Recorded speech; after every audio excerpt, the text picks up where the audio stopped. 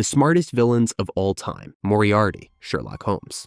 Some villains rob banks, others take over cities. But James Moriarty, he turned crime into an art.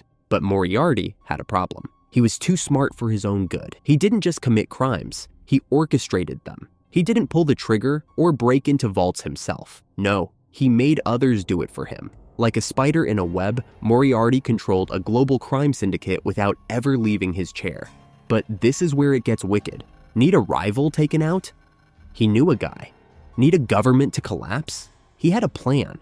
Need to destroy Sherlock Holmes, the smartest detective alive? Well, he made Sherlock destroy himself. Moriarty wasn't just playing the game, he wrote the rulebook. He knew every move his enemies would make before they even thought about it. And when he finally met Sherlock face to face, he didn't panic. He smiled. Because even in death, he knew he already won. When a villain is so smart that even Sherlock Holmes calls him a genius, you know you're dealing with one of the deadliest masterminds in fiction. Lex Luthor, DC Comics / Superman. Superman has heat vision, super strength, and can fly faster than a speeding bullet. Lex Luthor, he just has a brain. But Lex had a problem. He was the smartest man on Earth, and he hated that an alien was more powerful than him. Most villains fight Superman with brute force. Lex? He fought him with strategy, politics, and pure intellect. He didn't need lasers or super strength. He used science, money, and influence. He built weapons that could kill a god, manipulated governments against Superman, and convinced the world that he, not the flying alien, was its true savior. And the worst part? He wasn't entirely wrong. Superman saw the world as black and white. Lex? He knew it was all shades of gray. He made the hero question himself, made people fear him, and at times, almost won. When the most powerful man alive is afraid of a guy with no powers, you know that guy is playing on a whole different level. Adrian Veidt, Ozymandias, Watchmen. Most villains want power, wealth, or revenge. Adrian Veidt, he wanted world peace. But Adrian had a problem. He realized that the only way to save humanity was to make it suffer. He wasn't a brute like most villains. He was the smartest man alive. He calculated every possibility, every outcome, every failure.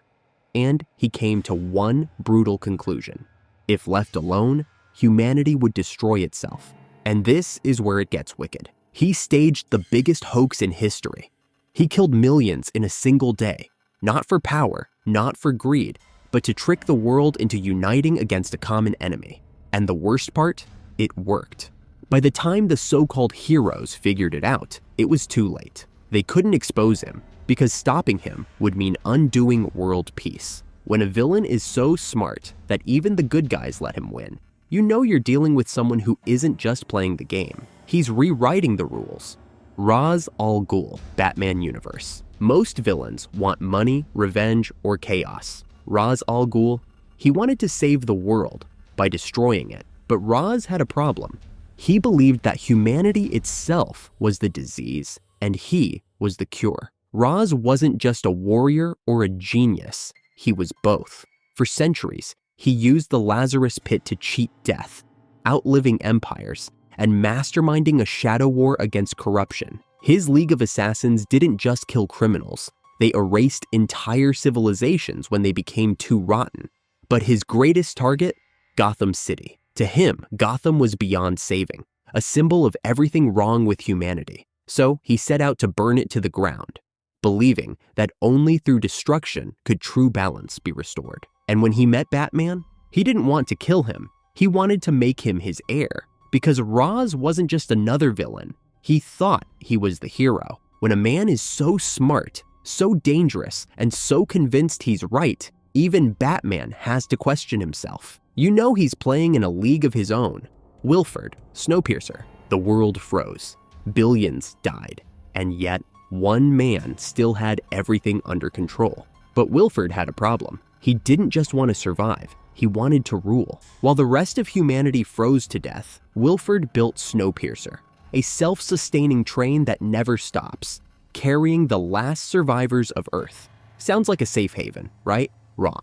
Because Wilford didn't just build the train, He built a dictatorship on wheels. Every car has its place. Luxury for the rich, misery for the poor. And if anyone questioned the system, they were beaten, starved, or worse, thrown into the cold to die. But here's what made Wilford truly dangerous. He convinced people this was the only way to survive. By the time the lower class finally revolted, Wilford had already planned for it.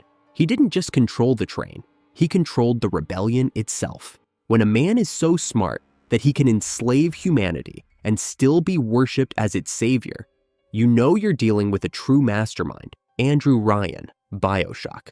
Most villains conquer cities. Andrew Ryan built one. A city without kings, gods, or governments, just pure freedom. But Ryan had a problem. He believed too much freedom would fix everything. Instead, it turned his dream into a nightmare. Ryan built Rapture, an underwater city where the strong would thrive and the weak would be left behind. No laws, no limits, just pure ambition. Sounds perfect, right? Until people realized, when there are no rules, monsters rise to the top.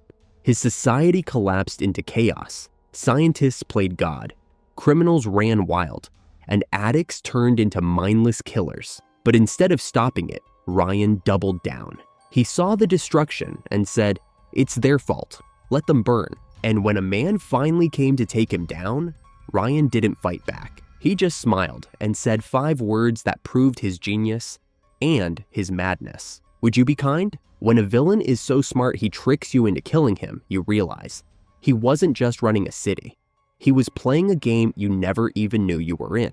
Lelouch vi Britannia, Code Geass. Some villains fight for power. Some fight for revenge. But Lelouch vi Britannia, he fought to change the world. But Lelouch had a problem. He realized that the only way to create peace was to become the villain himself. Lelouch wasn't just a genius strategist. He was a mastermind who turned war into a game of chess.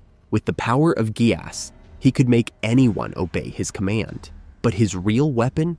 His mind. He built a rebellion, took down an empire, and manipulated entire nations, all while hiding behind the mask of Zero. Every move was calculated, every sacrifice planned. And in the end, he did the unthinkable. He made the world hate him. He became the ultimate tyrant, so that when he died, humanity could unite in peace. His final act wasn't victory, it was his own execution. And he planned it all. When a villain is so smart he wins by dying, you realize he wasn't just playing the game, he was rewriting the rules of history. Hannibal Lecter, The Silence of the Lambs. Hannibal Lecter was charming, cultured, and polite. He appreciated fine wine, classical music, and intelligent conversation. The perfect dinner guest. But Hannibal had a problem. He loved eating his guests. Hannibal wasn't just a killer. He was a predator in human skin. He could read people like a book, break them with a few words, and then have them for supper. He didn't need to chase his victims. They walked right into his trap. FBI agents, high-profile doctors, even other criminals. He played with their minds until they broke. And when they did, he made sure their end was unforgettable. This man is so wicked that one time he fed a man his own brain while he was still alive. The guy just sat there, dazed, giggling, probably thinking, this tastes familiar. And yet, somehow, we still kind of like him. When a villain is so smart that even the audience respects him, you know you're dealing with something far more dangerous than a monster. Tywin Lannister, Game of Thrones. Some villains conquer armies, others destroy with fear. But Tywin Lannister, he didn't need a sword. He ruled with his mind. But Tywin had a problem. He believed that power wasn't taken with force. It was taken with fear, wealth, and control. Tywin wasn't just a leader. He was a king without a crown. While others played the Game of Thrones, he controlled the board. He crushed enemies before they even realized they were at war. Now, this is where it gets bad. He orchestrated the Red Wedding. Yup, the wedding that changed the tide for the Starks, wiping out his rivals without lifting a single blade. He turned weak kings into his puppets, forced his children into marriage for power, and left a legacy so strong that even his death didn't erase his influence. To Tywin, emotions were a weakness, honor was a joke, and mercy, that was for fools. He didn't care about being loved. He only cared about winning. This guy is so smart that he controls an entire kingdom from behind the scenes, you realize. The real power doesn't sit on the throne. It stands behind it. Sosuke Aizen, Bleach. Some villains make plans. Others make backup plans. But Sosuke Aizen, he made plans inside of plans, wrapped in even more plans. But Aizen had a problem. He was so smart, he got bored. Aizen wasn't just a genius strategist. He was a god-tier manipulator. He faked his own death, orchestrated a coup, and made Soul Society chase ghosts while he built an unstoppable army. But his greatest move? Letting Ichigo think he was winning. Every fight, every power-up, every challenge Ichigo faced, Aizen planned all of it. Even his own defeat, planned, because he knew, in the end, he would return stronger. Aizen didn't just fight with swords, he fought with perception.